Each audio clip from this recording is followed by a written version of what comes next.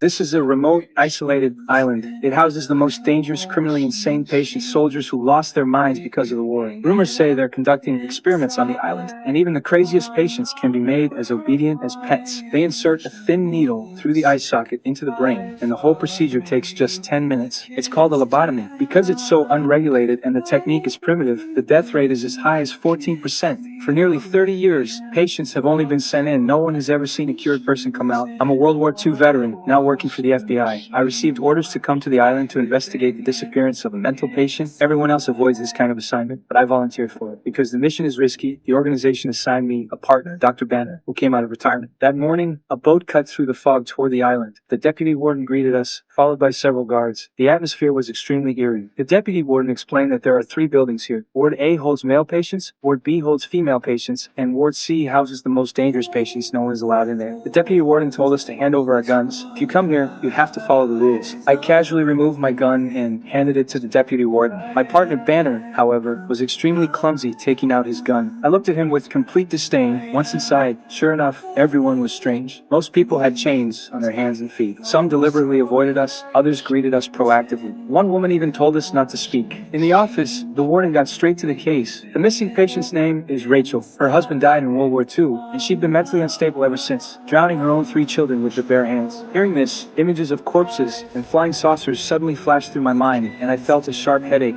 But I figured it was probably from seasickness earlier, so I told the warden to continue. Last night at 10 p.m., after group therapy, Rachel was sent back to her room. During the midnight check, they discovered she was gone. There were bars outside the window, the door was locked from the outside, she could only have escaped by walking through walls. I began searching the room and found a clue. In a crack in the floor was a small note that read, "Who is patient 67? Each patient here is only issued 2 pairs of shoes." Dr. Banner discovered both pairs were still there, so she must have run barefoot. The island has no paved roads, so she couldn't have gotten far. We came to the hallway she would have had to pass through to leave her room. There's staff here 24/7. Rachel couldn't have escaped without anyone noticing, so I demanded the warden gather everyone who was working here that day. But the warden seemed reluctant, hemming and hawing. "I'll gather them tonight." I went to the shore afterward. According to the deputy warden, the island is 11 kilometers from the mainland. The cliff edges are covered with poison ivy. There's no way she could have climbed into that cave. And that lighthouse had already been searched. It's just a sewage facility, nobody inside. After dinner, the warden arrived as promised and called in the staff from that day. After some questioning, one nurse said Rachel's attending physician had been with her the whole time. Hearing this, the warden's expression immediately changed. I demanded to meet with the attending physician, and apparently the attending physician had left on vacation. I told the warden to call the attending physician right away. What a coincidence, the phone just wouldn't go through.